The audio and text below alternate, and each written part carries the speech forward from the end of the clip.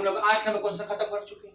अब इस वीडियो में आपको क्रैश कोर्स का 9 नंबर क्वेश्चन बताना है, ठीक है। चलिए देखिए बाबू, जितना क्वेश्चन आपको बताना है टोटल बिहार बोर्ड में आने वाला है, ठीक है। आप लोग देखते रहिएगा, ठीक है। क्योंकि कल हम आपको क्वेश्चन बताए थे क्रैश कोर्स का 8 गो सवाल बताए थे, आज हम आपको 9वां क्वेश्चन बता रहे हैं, ठीक है। चलिए क्वेश्चन लिखा हुआ है कि बिंदु x और y की दूरी मूल बिंदु से है, मतलब करेक्ट मूल बिंदु से क्या है, ठीक है। तो आपका हो जाएगा क्या, b√x² प्लस y²।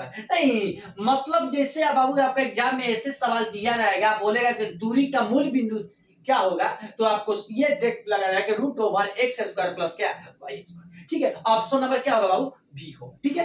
अगले क्वेश्चन, यदि किसी घनाभ की लंबाई l, चौड़ाई b तथा ऊंचाई h हो तो घनाभ का आयतन क्या होता है। बाबू बताएं, अभी तो आपको पढ़ाई नहीं है, ठीक है। घनाभ का आयतन होता है l गुना b गुना h, मतलब LBH होता है, ठीक है। घनाभ का कोई पूछेगा बाबू आयतन क्या होता है, लंबाई गुना चौड़ाई गुना ऊंचाई, मतलब कि l गुना b गुना h। l को लंबाई बोला जाता है, b को चौड़ाई बोला जाता है, h को क्या बोलते हैं, ऊंचाई। मतलब कि घनाभ का आयतन बराबर होता है l गुना b गुना h। नहीं तो देखिए इसमें कहां है l गुना b, LBH नहीं LBH, मतलब लंबाई गुना चौड़ाई गुना ऊंचाई, यही बाबू घनाभ का आयतन होता है, ठीक है। चलिए बाबू क्वेश्चन देखिए 11 नंबर,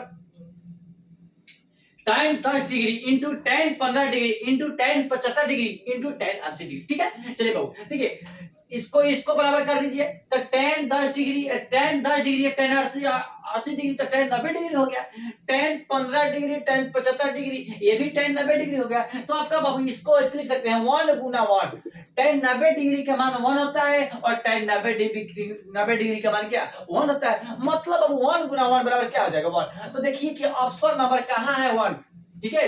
ऑप्शन नंबर 1 कहां है, ऑप्शन नंबर डी में 1 है। नहीं तो बाबू आपको ध्यान से देखना है कि तब दोनों चीज संग देखो, जिससे मतलब कि tan 10 डिग्री है और tan 80 डिग्री है, ठीक है। तो दोनों का क्या करेंगे, जोड़ देंगे, tan 10 डिग्री और tan 80 डिग्री मतलब tan क्या 90 डिग्री। नहीं tan 15 degree into tan 75 degree, तो 15 75 डिग्री और 15 डिग्री जोड़ देंगे, ये भी 90 डिग्री हो जाएगा।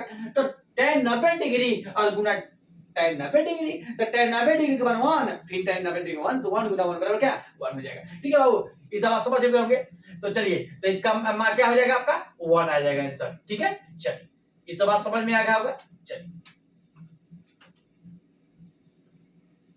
अब चलिए बाबू 12 नंबर क्वेश्चन बता रहे हैं, ऑप्शन नंबर क्या होगा, इसमें डी होगा, ठीक है। 12 नंबर क्वेश्चन, भूमि से 100 मीटर की ऊंचाई तथा 60 मीटर उन्नत कोण पर उड़ती हुई एक पतंग की डोरी की लंबाई क्या हो।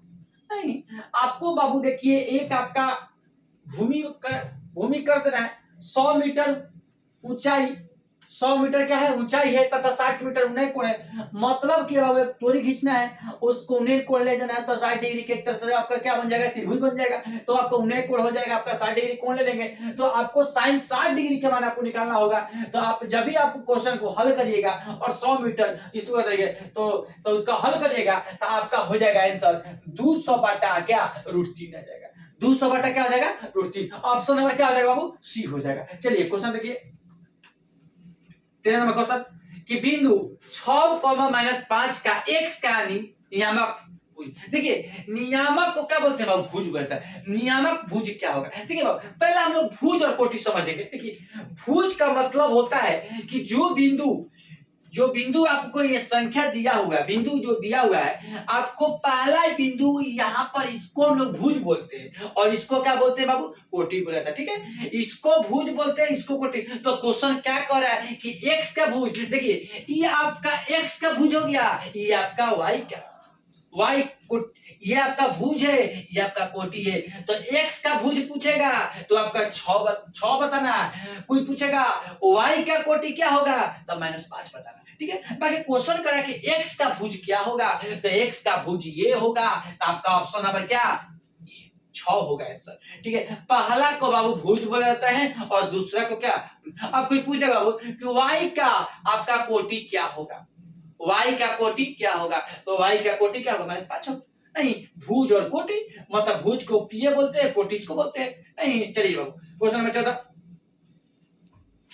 1 + 2 + 3 + ... n का क्या बराबर है, ठीक है। तो n ये आपका हो जाएगा बाबू n कोस्ट n + 1/2 ठीक है। आपका n के बराबर क्या होगा, तो n कोस्ट n प्लस 1 बटा क्या, ऑप्शन नंबर क्या, सी। नहीं, चलिए क्वेश्चन नंबर 15 को, समांतर श्रेणी 1,4,7,10 डॉट डॉट डॉट का कौन सा पद बाबू, कौन सा पद 88 है, नहीं कौन सा पद का है बाबू 88 है। इतना समझाएगा, ये आपको क्वेश्चन आपको बता चुके हैं, ठीक है। देखिए एक का मान दे दिया है, डी के मान भी दे, डी के मान आपको निकाल देना है, 8 में से 4 में से 3 हो गया, ए के मान 1 हो जाएगा, डी के मान 3 हो जाएगा, और एन के मान बाबू क्या हो जाएगा 88 हो जाएगा। तो आपका एन का फॉर्मूला निकाल देना है, तो एन बराबर ए प्लस नंबर डी, नहीं तो इसको आपको हल करेंगे बाबू, तो आपका कौन सा पद आएगा, एन का मान आपका 30 आएगा। एन का मान क्या आएगा, देखिए 29 आएगा, और 29 में आपको क्या करना है, एन बराबर हो जाएगा 29 प्लस 1 बराबर क्या 30, मतलब आंसर क्या हो जाएगा 30। तो ऑप्शन नंबर क्या सी, ठीक है। तो आज हम लोग इस वीडियो में आपको क्रैश कोर्स का 15 क्वेश्चन बता चुके हैं, ठीक है। अब कल से आपको 16 नंबर क्वेश्चन बताएंगे इस वीडियो में, ठीक है। क्रैश कोर्स देखो बाबू, क्रैश कोर्स आप बढ़िया से देख लीजिएगा, तो आपका बिहार बोर्ड का मैथ जो है आपका कंप्लीट हो जाएगा, ठीक है। मतलब कि देखिए हम जितना आपको अभी क्रैश कोर्स पढ़ा रहे हैं, इसमें से बहुत चीज आपको पढ़ाई नहीं, जो भी सिलेबस आपको इसमें सिलेबस दिख रहा है, आपको लग रहा है कि नया नया सिलेबस, इसमें नया नया चीज दिखाई दे रहा है आपको, देखिए क्या है, मतलब आपको ये सिर्फ पढ़ाई नहीं है, पहले निशान ज्यामिति नहीं पढ़ाए हैं, ठीक है। इसके बाद आपका ये ट्रिग्नोमेट्री नहीं पढ़ाए हैं, इसके बाद आपका ये हाई डिस्टेंस नहीं बताए हैं, इसके बाद आपका ये सब अभी आपको कुछ नहीं बताए, आपको इस सवाल में आपको यही क्वेश्चन खाली बताए, दो जो 14 नंबर और 15 नंबर, बाकी इसमें से क्वेश्चन कोई नहीं बताए, ठीक। कल भी क्वेश्चन बताए थे तो मात्र 1-2 को क्वेश्चन दिखाई दे रहा था, बाकी क्वेश्चन नहीं दिखा रहा। अब आपको पढ़ाई में नहीं किया तो आपको लग रहा है कि भाई नया क्वेश्चन है, नहीं, ये टोटल क्वेश्चन आपको जो एनसीईआरटी में बिहार बोर्ड में टोटल क्वेश्चन पढ़ना है, ठीक है। तो आपको इसी हिसाब से आप क्या बाबू वीडियो जो है हम लोग आपको डाल रहे हैं, आप रोज वीडियो देखते रहिएगा और बढ़िया से तैयारी करके आप एग्जाम देने जाइएगा। एग्जाम में टोटल क्वेश्चन आपको बिहार बोर्ड में ऑब्जेक्टिव क्वेश्चन में आएगा, ठीक है। आपको 50 में 50 नंबर एकदम बिल्कुल आ जाएगा, जब हम जो पढ़ा रहे हैं उसको ध्यान से आप करिएगा, ठीक है। टोटल 50 में 50 आ जाएगा, ठीक है। तो जब आपका ऑब्जेक्टिव के में नंबर अच्छा बढ़िया आ जाएगा, तो आपका बिहार बोर्ड में नंबर क्या हो जाएगा, मैथ में अच्छा नंबर आ जाएगा, ठीक है। चलिए बाबू।